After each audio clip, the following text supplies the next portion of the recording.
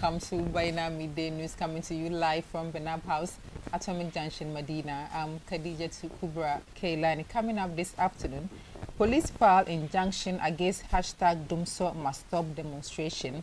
Also rejects religious-based campaigns, NCC to the general public.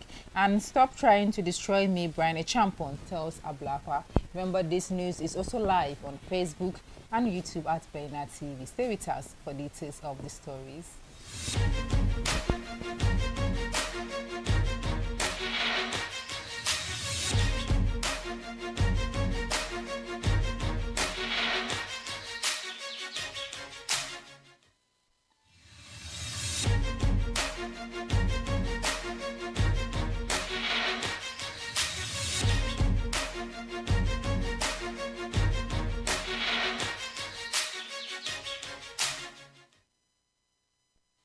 Thank you for staying with us. Now to our first story.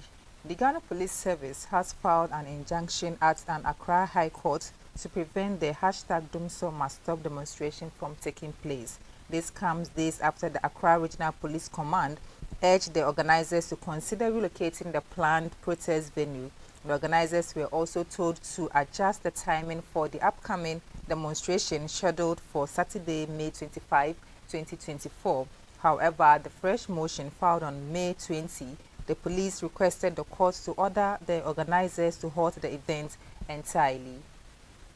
In a meeting held at the Regional Police Headquarters on Wednesday, May 15, 2024, discussions revolved around the notification of the public protest and its potential impact on public order and safety. Police expressed concerns regarding the proposed venue, Revolution Square, citing its proximity to the Jubilee House, the seat of government, which is designated as a security zone. Recognizing potential risks to public defense, order, and safety, the command recommended relocating the protest to the Independence Square. Additionally, the command highlighted apprehensions regarding the proposed timing of midnight for the conclusion of the protest. They cautioned that the timing could compromise security measures and escalate tensions, potentially leading to violence. Therefore, they advised the protest organizers to adjust their time accordingly. This event is expected to be the second time Ghanaians rally around a united cry against erratic power supply. In 2015,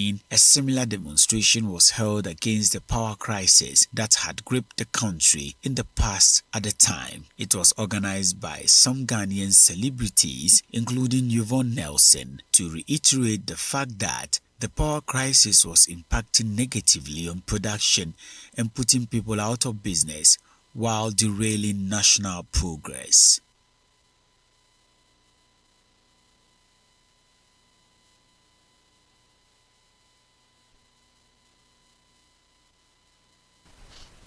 Away from that, the Public Interest and Accountability Committee has asked the Ghana National Petroleum Corporation to double up efforts at recovering loans given to the government and its agencies. According to the committee, the GNPC has an outstanding loan and guarantees amounting to $126.68 million out of an accumulated total of $318.09 million owned by government and its agencies since 2011.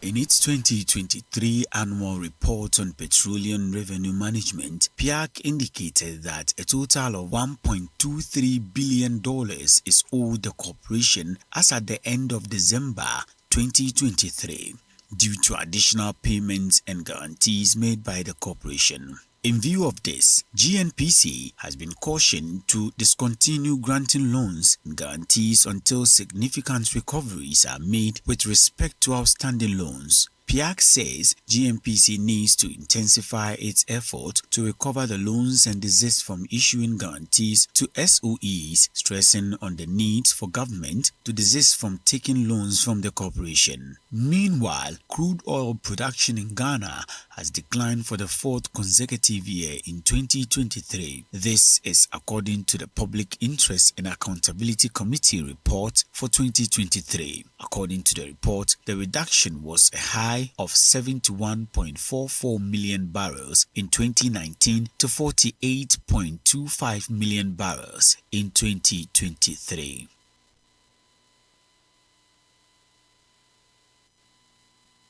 The Minister for Food and Agriculture, Brian Acheampong, has responded to allegations made by Samuel Okudzeto-Ablakwa, the MP for North Tongu, regarding attempts to purchase 4 hotels owned by the Social Security and National Insurance Trust. In an interview with the media on Tuesday, the Abetifi MP warned Ablakwa against attempts to damage his reputation and that of Rock City Hotel.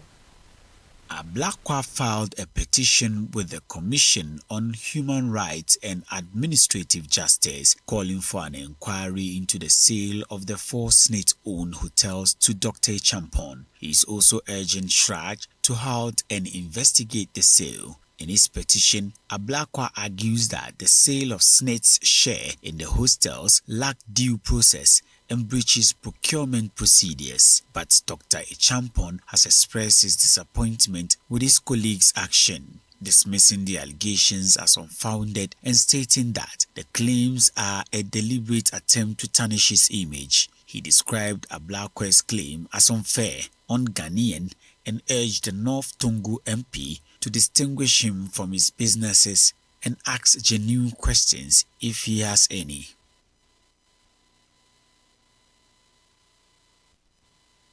The chairperson of the National Commission for Civic Education, Katli Adi, has advised voters to reject candidates who campaign based on religion, calling them nation wreckers. She said it is the hope of the Commission that nobody engage in religion-based campaign, emphasizing the NCC readiness to call such individuals out. She said the NCC will also be paying close attention to religious intolerance and ethic-based campaigns that are divisive and that do not augur well with the country.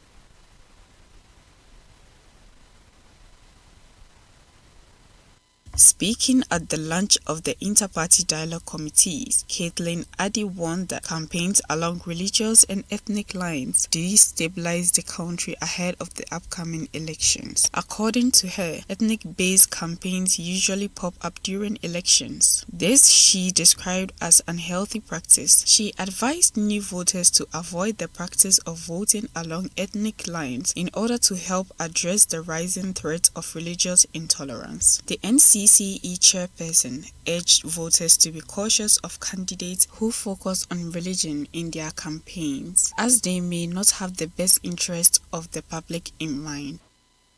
We are also paying close attention to religious intolerance and ethnic-based campaigns that are divisive and that do not augur well for us. The ethnic-based campaigns are something that we see popping up during most elections. It's a very unhealthy practice, and we hope that as time goes on, as we deepen and mature in our democracy, we will see less and less of that. In fact, it is our hope that the nearly 1 million new voters that will vote this year will not continue the practice of old of voting along ethnic lines. The other thing is religious intolerance, which is a new threat that we are dealing with as a country. It is a very dangerous development that now people want to couch messages in terms of religion, why one person should vote for one type of religion or another person should not vote for one type of religion.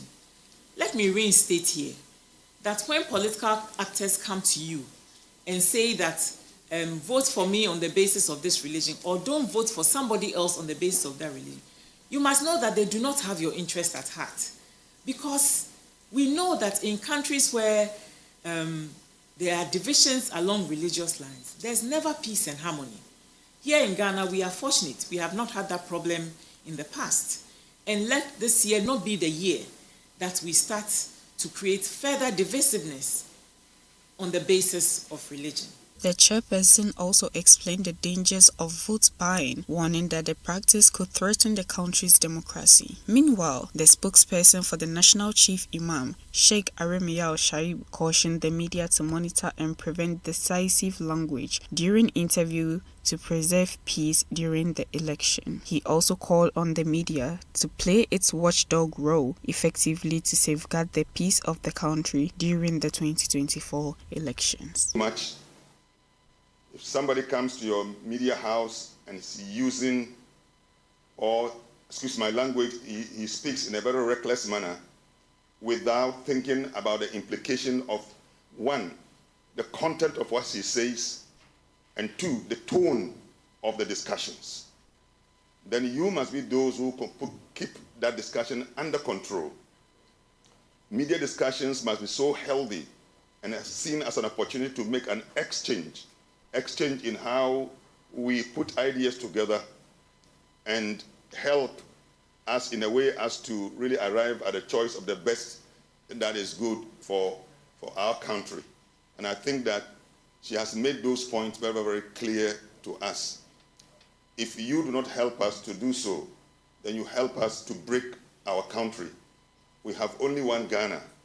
Anytime there is conflict, there is war, and we all run away and we cross the borders of Ghana, we lose the respectability of our identity. Over there, we are called what? If I was in the classroom, I would ask you a question. Over there, we are called what? Can you all answer me? Refugees.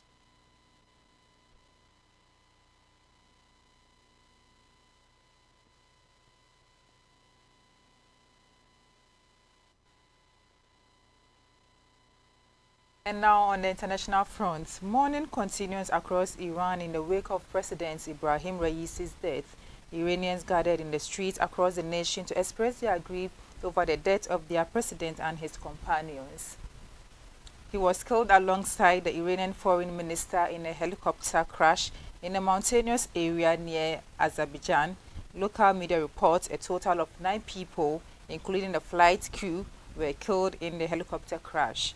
They had been traveling back to Iran from a ceremony where they had inaugurated a dam with the Azerbaijani president. State media said the helicopter was forced to make a hard landing in the mountainous region after getting into difficulties due to heavy fog and bad weather.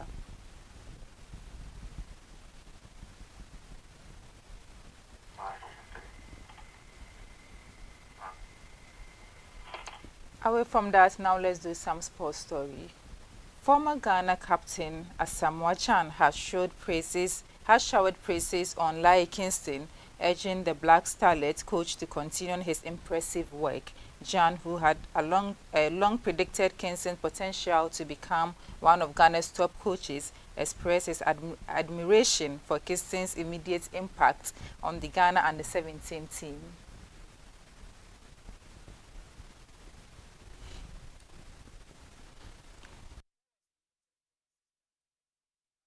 The Black Starlets, guiding them to play exceptional football. The team secured their place in the semi-finals of the WAFO Under-17 Championship on Tuesday after a brilliant 2-0 win over Benin, following their stunning 5-1 victory over Ivory Coast in the first game. With these 2 wins, they are just 1 win away from qualifying for the Under-17 African Cup of Nations for the first time since 2017. Reacting to the results against Benin, Gyan expressed his confidence in Kingston to go on and become one of the best coaches in Ghana, stressing his tactical abilities. He said the victories against Ivory Coast and Benin are just the beginning of greatness and urged his former playmate to keep going. Ghana will now focus on securing a win in the semi-finals to book a place in the 2025 Under-17 African Cup of Nations AFCON, aiming to end a 7-year absence from the tournament. The Black Starlet performance so far has raised hopes among fans, and they will be looking to continue their stroke form in the upcoming semi-final match.